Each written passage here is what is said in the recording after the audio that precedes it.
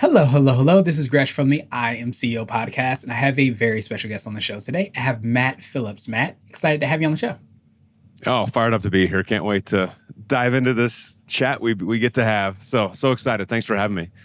Yeah, I'm super excited as well, too, because Matt's done so many awesome things. And of course, before we jumped into that great conversation, I want to read a little bit more about Matt so you can hear about some of those awesome things.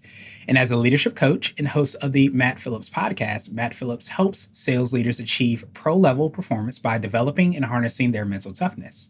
Having worked with companies including the Western Union, Marsh, and Robert Half, Matt knows the status quo of promoting rock star salespeople to sales leaders often leaves the new leader with significant gaps in their own leadership philosophy, confidence, and even resilience. By combining his background as a professional baseball player with his global experience in sales, operation, and accounting, Matt supports business leaders and teams as they break through the mental roadblocks that arise in their daily grind to help them realize their potential in their personal and professional lives. And I always appreciate having fellow podcasters on the show. It always makes for phenomenal episodes. So super excited to have Matt on. And he's also a former baseball player in the Austria's Bundesliga, if I said that correctly. That's good. And Division I college baseball player as well, too. And one of the things that really stuck with me is I read that he said peak performance requires a dominant inner game, and how your mental plays such a big part in the success that you have. So Matt, excited to have you on the show. Are you ready to speak to the IMCO community? Let's roll. Let's get it started then. So I had a little bit of resilience and inner game when I was trying to pronounce that German word. But what I wanted to do is try to rewind the clock, hear a little bit more about your story. We'll let you get started with all the awesome work you're doing. Yeah, absolutely. Kind of long story short, as you heard, what you read is the mental side is super important, right? So I believe one of the components, if you're running your own business as a CEO, as a founder, as you continue to grow, develop, and go through these just different stages that we all experience as business leaders and business owners, right? The one thing I found that is the true differentiator is what we call mental toughness. It's the mindset piece. It's resiliency. It's what's going on in between your ears that literally, I believe, determines the level of success you achieve or not. And that really comes from my athletic background. So I, grew up in Colorado. Baseball was my main sport. Played lots of different sports growing up, but just baseball was the one I actually excelled at, and had the opportunity to go play in college at Creighton University in Omaha. So shout out to the Omaha people listening. And then had a professional opportunity overseas that opened up for me. And as I look back at, when you start studying athletes and watching them and start just asking questions of like, why do certain people get to that, whatever that level is, where others don't? Of course, there's absolutely a physical component to this, right? So some people just cannot hit a baseball. They cannot throw a baseball. That is physically, there's a giftedness that you are born with. But what I found in studying those and just having those opportunities was when you get to the collegiate level, for example, the physical ability of most of the players it's pretty similar. It's on par, or at least it's close, right? But you see some guys, and this is true of women's sports as well, just excel. And it's like, why? And what I found is that it's everything up here, right? Am I confident in my ability as an athlete? Am I being consistent in how I train and take care of myself? Am I maintaining focus and not allowing distractions to derail me from being successful there? Do I have the emotional control that I need to handle the ups and downs that come with it? And as you look at those components, as I got into business and my corporate career, and then ultimately started this business, Matt Phillips Coaching, almost 12 years ago now, I've seen the same thing with CEOs. I've seen the same thing with founders of companies, the same thing of a sales leader. It doesn't matter, right? But even parents and things like that, it's everything going on in between your ears that determines the success you achieve, that the happiness that you have, that just you look at your life and you're like, man, I'm doing things that energize me, that excite me, that just I actually like waking up every day and going to attack the day. And so it's just been this kind of evolution over time. I had a great corporate career, great corporate run. I've lived in Switzerland for 3 years and worked for great companies and all these things. And Gresh, long story short, the reason I started this business and the reason I imagine that your listeners kind of got into their business and do what they do every day is, for me, it was that mission, that kind of calling, if you will, And I was always questioning, like, is this really what I'm meant to do when I was in the corporate world? And there's nothing wrong with it. I loved it. But I knew there was something bigger, greater, grander for me personally. And that's when I decided to jump off and start this business and jump into the leadership space. And boy, I mean, go over the last 12 years, how it started versus where it's at now. I mean, like, like up, down, up, down, up, down, right? And luckily, like a upward trajectory of that, thank goodness. But it's been just that higher calling of how do I help people get out of their own way? How do I help people optimize what's going on in their heads, to build that confidence, focus, that emotional control that we all need? And just fortunate to do one-on-one coaching and workshops and online programs and all sorts of different ways we deliver, but with this just mission to build mentally tough leaders and CEOs around the world. That's the mission. Nice. I absolutely love that. And I appreciate you sharing your journey. And I think so many times when you go through that journey, you have that up, down, up, down, up, down. You sometimes think you're doing it wrong because you go through that process. But I think once you start to hear a little bit more about the behind the scenes on like how people have even reached success and achieved success, you start to realize that is part of the journey and kind of goes hand in hand. It totally is. Like I'm part of this mastermind group, and there's about 30 business owners in it. And we meet 3 times a year live in person. And it's really interesting sitting in that room because there's, the people in the room are way more successful than me. I mean, if you, depending how you look at like revenue, things like that, what you're measuring. Mm-hmm. But the biggest takeaway every time is that everyone in the room is dealing with something when they're running a business. And it could be something personal. It could be something very tactical and business related. And I think that's the power of like when you start, listening to your podcast and getting tips and tricks from other people or sitting in a room with them in a mastermind, is you start to get this perspective that other people have gone through or are currently going through something probably pretty similar to what I'm going through or what I might be going through soon. And then just to have that counsel and that wisdom and perspective, it just changes everything. It settles you down. It just makes at least me more calm. And we had our virtual mastermind 2 days ago. Mm-hmm. And we have this other program we're doing actually for student athletes. And I had this one question that was popping in my head. And it was a fear, and it was something that was holding me back. And it was really around, we're at this point with this student athlete program where we're starting to go after sponsors, right? And say, hey, we need your help to help fund this for these high schools, right? And I won't spend too much time talking about it, but this thought popped in my head, and the thought is really, it was like, do I have to have a certain number of coaches or student athletes involved in this thing before I go make the ask, right? It's almost like I phrased it on the call of like, do I need to legitimize this thing further before I go ask the question? And we had this great discussion as a group where my thought was reasonable, but not really applicable to what I was doing. And so I just needed to say it and have this group kind of tell me like, in a very nice way, like, no, I don't think that should hold you back from going to do these things. And it's those little things I think as CEOs is like, that get in our way. At least maybe that's just me, but I hope it's not just me, but no, I know it's not just me, but like we have these things that get in our way, and it's how quickly can we move past those and ask the question and ask for help and get that perspective we need. Yeah, I appreciate you diving a little bit more into that because it's definitely not just you, or maybe it's just you and me and nobody else. But at the end of the day, you have those exact same feelings and kind of unsure, or so often I feel like we can get caught in the kind of space where we think that we don't have enough to sometimes do the things that we can do. And we're always saying, okay, we need this. We need extra coaches. We need an extra stream of revenue. We need all these things, when a lot of times we can take that action right there. And I feel like that probably touches on a lot of the conversations you probably have as well too, around that, that mental game and the stories that we're telling ourselves, the kind of not a real look at what success looks like, and understanding how important resilience is, and important that, there's ups and downs along the journey. I imagine that's probably a lot of the conversations you're having. Oh, it's huge. It's everything you're describing. We all carry things around with us, right? And maybe we were taught by a parent or coach or teacher or something like that. but these beliefs that we have. And because we're all kind of conditioned a little bit, right? And like, in business, we say, you can't make money unless you spend money, right? Mm-hmm. And then on the flip side, we've learned growing up that, well, but money doesn't grow on trees. We're like, well, wait, whoa.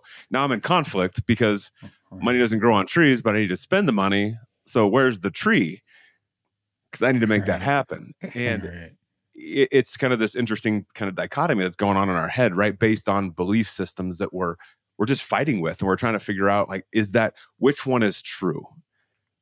And sometimes in business, it's like, how do I meet in the middle somewhere to make that happen? And I always tell the story because one thing that I think is a critical component to just running a business is this concept of creativity, right? So how creative am I?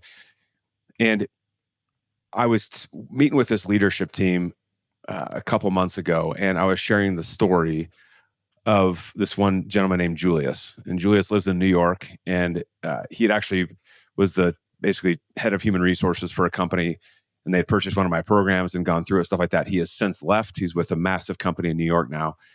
And the first time I talked with him, he shared the story with me that I tell all the time. And I'm telling it again today because I love it so much. And I think it's so powerful of, if we think we need to spend money to make money, if we're not careful, we can lose the focus on the creative juice and energy that is available to us. So Julius's story, he was working for a huge company years ago back, and this is back in 2008.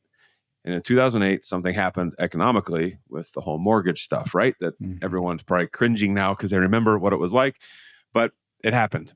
And this, in the role he was in learning and development. So his entire goal was to develop leaders in the company, coaching, programs, all this stuff.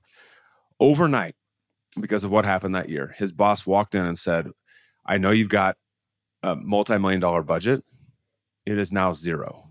You still have a job, but I need you to somehow figure out a way to develop people. Now, most of us would be like, oh my gosh, like, what do I do? And I've had those moments in business where I'm like, I don't have an extra X dollars to spend on this, right? Marketing or whatever I think. Yeah. Julius said, that year he won more awards than he's ever won around leadership development that year with zero budget. Wow. And he said, here's why. For the first time in his career, he was forced to go to that creative space and to think outside the box and to look at just things completely differently. And the company he was working with, they were huge sponsors of a number of different things, but two things in particular. One was like the Boston Philharmonic.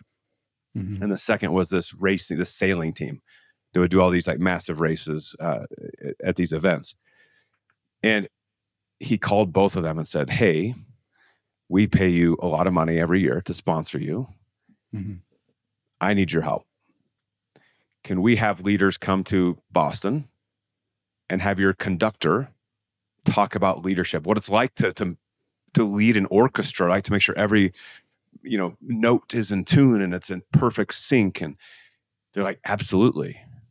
And then he called the sailing team and he said, I need your captain to do leadership training for us. And they said, absolutely. So they took people to the Boston Philharmonic. They took people to the sailing team, and it took zero money to do it. But he won all sorts of awards because he tapped into this creative potential. And I think, I look at my business sometimes and I'm better. There's no perfection on this side of the, with this voice or on this side of the video, whatever you happen to be listening to or watching. But that's something that I try to hyper focus on, of like, it doesn't always necessarily take money. It takes creativity, and it might take money to like accelerate it and do great things. But don't forget that we might be getting in our own way because of what's in our head or our preconceived notions or beliefs, that once we move past those, holy moly. Yeah. Holy moly guacamole. I absolutely love that. And especially when there's a book by Damon John, and it's called The Power of Broke. And I feel like he taps into exactly what you talked about with Julius, where you start to realize that when you have a quote unquote lack of resources, it kind of taps into your resourcefulness, taps into that creativity that allows you to not necessarily do things the same way that you've always done them. And sometimes that zero budget figure actually is the greatest opportunity to be creative, to innovate, to look at things in a different way, to realize you have resources in other places that you can tap into.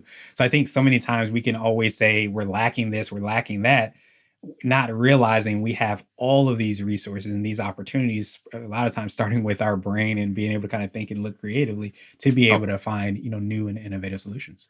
totally. I was just talking with a CEO of a company here in Denver, and Hmm. he's in the spirits kind of liquor industry and really cool business. And he was saying that he's like, I don't have enough leads coming in. And so it just led to this discussion of like, okay, if we spent we have zero budget, no money, how would we get more leads, right? So you can't go to Zoom Info or Mm. LinkedIn Navigator, like that's off limits. Like, how do we do this? And what we ended up coming back to was, and this is going to sound so simple. It's so simple, but it came back to me asking him a question of when's the last time that you asked your happy customers for a referral to one other person? Mm. And guess what his answer was? Never. Never. He hadn't done it. Now, I don't say that. I'm not judging him at all, Right. because if you ask me that question at certain times, like I sometimes lose sight of that, right? And we have to create these disciplines so we don't do that as best we can. But right there was low hanging fruit that we know sometimes we should be doing that, but sometimes we lose focus or we don't do that or we feel uncomfortable doing that. And right there, he's picked up business just from asking like what for one introduction to another company because they're happy. I mean, they Mm. want to help, Right. but sometimes we just think like, oh, but I need to add Zoom Info or something. And that's not a knock on any of these services. Please don't take it that way. If Zoom Info people are listening, I think it's a great thing. Yet at the same time, it's like there's also other ways to go kind of tackle that stuff. Yeah, and that's why I appreciate, what you do, with the clients that you work with, and then probably having a lot of those conversations and questions that sometimes while we're going through the day to day of, whatever our position, job title is, we can sometimes lose sight on seeing those other perspectives or thinking about things in a different way. It's a lot, what they say, it's a lot harder to read the label on the inside of the bottle. So sometimes having that outside perspective, I imagine that you're having conversations. I imagine things you're even discussing about on your podcast allow that different perspective. And sometimes things that are right in front of our face that quote unquote are simple and easy, it's hard to see because you're going through things on a regular basis. Oh, yeah, we're in it. I mean, you experience this, right? Like probably like I do, where when you get sucked in, just there's so much to do. There's a long to-do list. I mean, we're executing, and sometimes you get lost in the activity and can't see the forest through the trees, right? So you're 100% right. And I think, whether it's a mastermind group or a program or coaches or mentors or like whatever it is, there's lots of different potential answers to that. But it's just be able to even internally, right, to be able to take a step back for a moment and do like a little internal assessment of like where are things at this week. And it's me, myself, and I sitting in a room, right, of going through and people. I was joking with. I just got off a group coaching call with one of our high performance leadership program, our online programs, and I was joking with them because I said, "You guys, if you all followed me around for a day, you'd think I'm probably nuts, like crazy in the head, because there's certain points where like I'll just be wrestling with an issue or thinking about something like ideating or doing something, and I will literally ask myself questions out loud because and it sounds like so crazy, but I'm like, it's helpful for me to be like, if I'm on I've got a virtual whiteboard over here.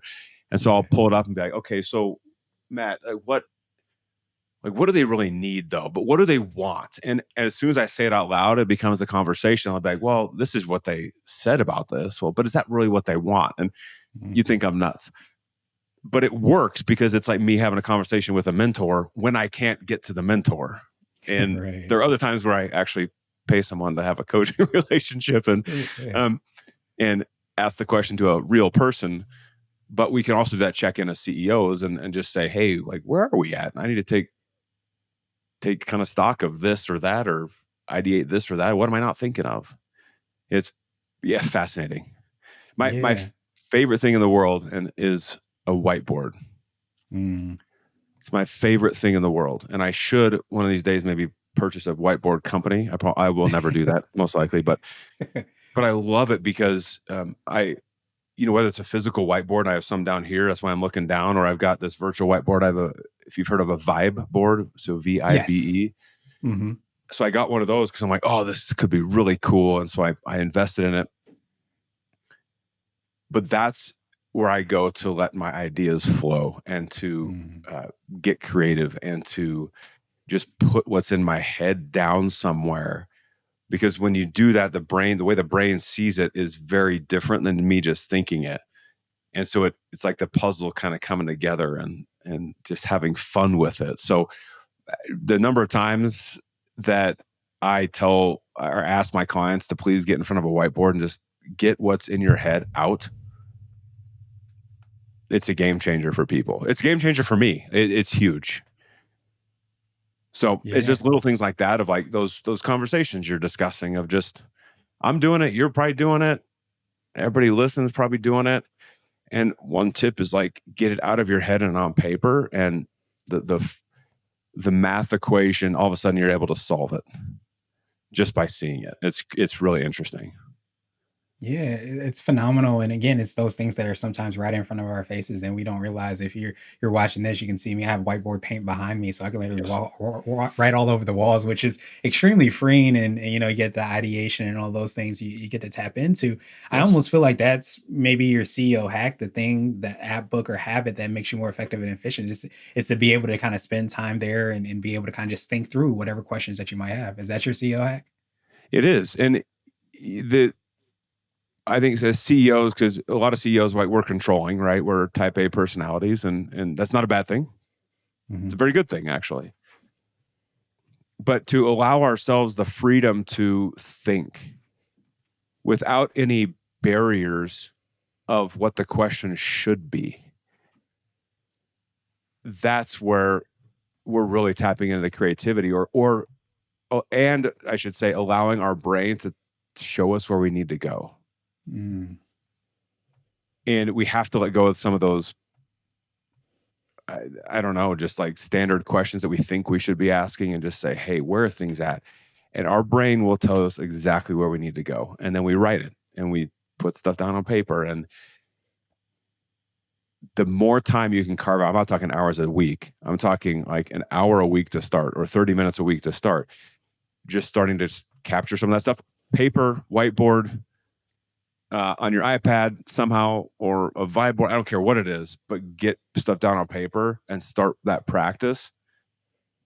It's pretty incredible what opens up. I was also sharing earlier that this high performance leadership program I have, which is that online program, that was born out of a 4-hour whiteboard session with me, myself, and I. And Mm. this whiteboard it's my happy place, this room. It's like 15 feet wide, 6 feet high, massive thing. And I love every bit of it. And I was asking questions of like, because at that point I was doing workshops and one-on-one coaching mainly. That was about it. And I'm like, but Yeah. how do I reach more? How do I impact more people? And so, on advice from my coach, I went up and he just said, there are no restrictions. There are no stupid questions. There is no limitations on what could be or what couldn't be. But I just want you to get in front of a whiteboard and start asking, like, what really do I want to build, and what's next, and what do they need? And literally this whole brand new program, I walked out of there and I'm like, oh my gosh. And now we've launched it at like multiple companies, and it's extremely impactful, all these things, but it was because I created the space. That's the best CEO hack I can give, Yeah. really. Yeah, I love that. And I love, again, because we can get so focused on things that we need, and even just be able to ask the questions and create that space. And of course, be able to ask the questions of ourselves is so powerful, because you hear so many times that the answer you're looking for already lies within. And I know there's probably a much cleaner quote that goes along that same kind of idea. But I think so many times what we don't do is often give ourselves space to start to think through those ideas, to shoot them down, to drill down for whatever it is. we don't give ourselves space because we're constantly on the, we need to do this, we need to execute, we need to execute, we need to get this done. And while of course there's importance for that, we also have to realize how important it is also to create space so that you can think differently potentially about some of the things that you're going through. Yes, absolutely right. Yeah, I'm an executor, probably just like you and all of your listeners, right? Let's go. Give me the thing. We'll go crush it. Yeah.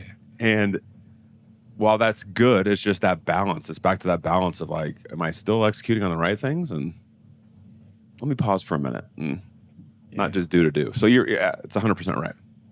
Yeah. So, what would you consider to be a little bit more of what I call a CEO nugget? You might have already touched on this, but this could be like a word of wisdom or piece of advice, something you might tell your younger business self if you were to hop into a time machine, or potentially your favorite client.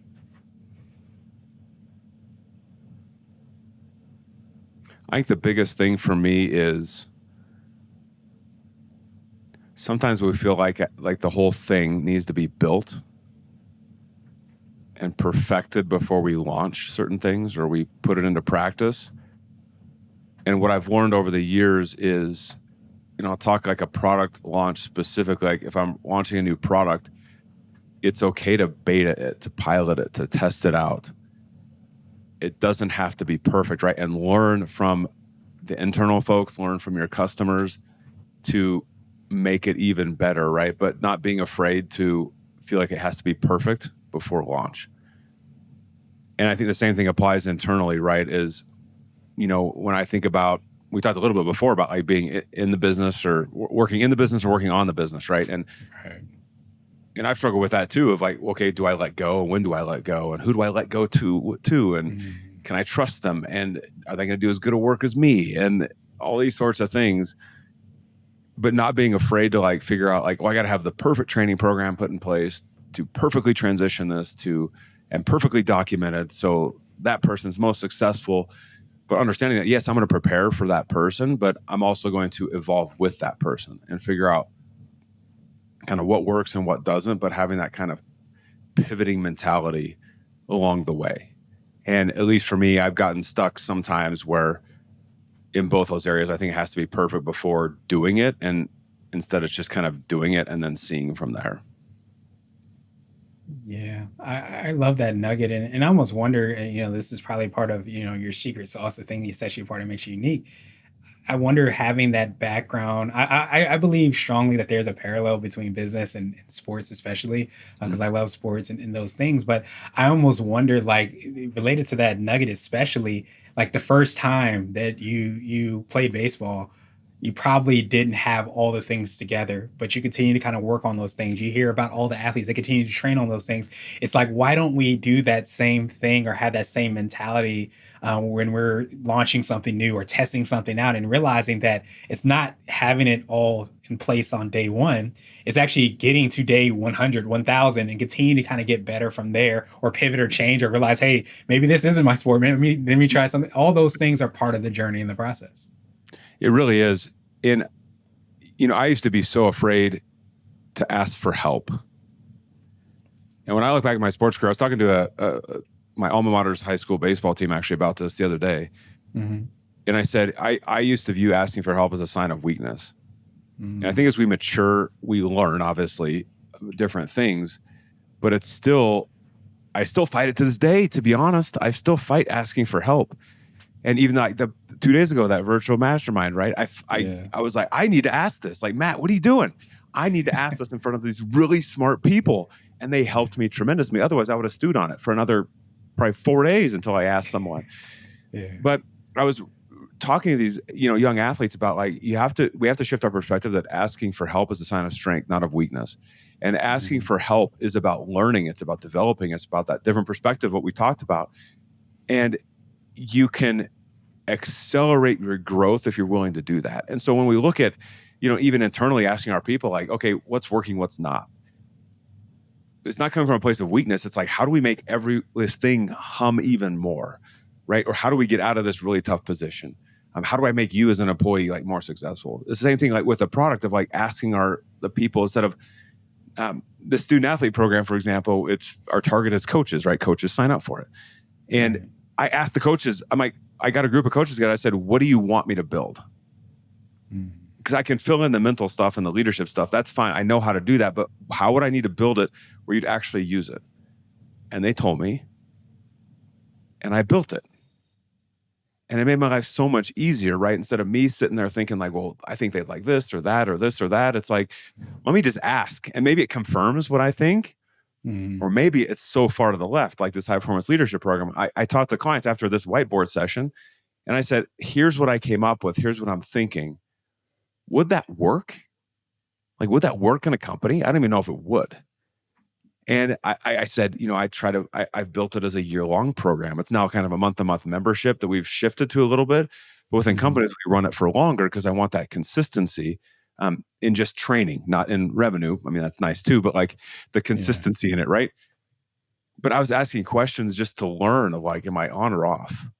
And I did not do a good job of that in athletics because I was scared that it meant a weakness, that they were going to take playing time away from me, that all these bad stories that all of a sudden I was going to have to turn in my uniform the next day and I'm going to live in a cardboard box, down by the river. Right. And it's all made up, but I was trying to read out with those kids. And I think the same thing in leadership, at least my experience of, I continue to have to force myself to keep doing that and keep asking. And I reiterate in my head, asking every time when I hesitate, I'm like, asking for help is a sign of strength. It's going to accelerate my growth. And then I ask the question. As silly as I feel, as dumb as I feel in those moments, I ask anyway. And 99, I should say pretty much 100 out of 100, I'm so glad I asked the question afterwards or after it's done. Like, it's like going to the gym. Nobody wants to go to the gym, but they never regret it after they've been to the gym. And same thing true of for asking for help in business. It's enormous. It's enormous. Yeah. What's so beautiful is that a lot of times when we ask the question, obviously we have those questions and those things that we might be struggling with or trying to figure out. And a lot of times when we raise our hand and ask that question, it ends up not only helping us, it ends up helping the person that answers the question, but also at that person that might be in the back or on the side or wherever they are that also had that exact same question and didn't necessarily want to ask. And we start to realize that, as you said so well, it ends up being something that brings us together in a realization of the true journey, that it is not isolated, that we're not just going through Gretchen's problems or Matt's problems. There's nobody else's problem. We all have those things, maybe further down the line, or maybe we got through it, or maybe we're going through it right now. But at the same time, when we ask those questions, we start to unlock not only the answers, but also I think that connectivity that we have as humans. Yes, absolutely. Yeah, it humanizes. I had someone tell me a story the other day that the CEO of the company, there was some all hands meeting, and he moved it at the last, like a day before, because he realized that his daughter had a swim meet and he wanted to move it. So he sent a company-wide email saying, this is why. And he could have, and the employees literally told me he could have lied about it. He could have said that this big issue came up. He was himself. And he said, my daughter has a swim meet. I didn't realize it. And this is something important to me. And so he's even setting the tone from that perspective. And I'm not saying that's easy to do or appropriate all the times to do that, but it humanizes it. They literally use the word, it humanized him. And I was like, wow, like that is so powerful when all these different ways to asking a question, to like just being ourselves, that we talk about authenticity, things like that. It's just humanizing. Like, yeah, I've got a life and I, got a family and I got things I like to do and hobbies and all sorts of stuff. And I've also got pain points that I need to work through. And to your point, thank you for asking that question, because my hand was like barely up and yours was all the way up. And I'm like, thank goodness I called on him or her, because it made my life better. Yeah, it's huge. Yeah, it's phenomenal. And I love that, I appreciate you sharing that, because it creates that culture automatically without you saying, this is our culture. You start to realize like how important those things are, and how I think it starts to put a mirror in front of everybody's face to say, how are you operate? What is your why? As you kind of talked about, that really drills you and gets you going, not just for business, but from a day-to-day activity. Like, what decisions are you making that are in alignment with that why, so that you can, make the impact that you ultimately want to make in so many different aspects. Absolutely. Absolutely. Awesome, awesome, awesome. So, wanted to ask you now my absolute favorite question, which is the definition of what it means to be a CEO. And our goal is to have different quote unquote CEOs on this show. So, Matt, what does being a CEO mean to you? To me, being a CEO, it means that I have an opportunity to build a team focused on a mission and to be the orchestrator of that and make sure we're doing the right things as a team to make that happen. And it also means that I get to, along with my team, be the voice of the mission.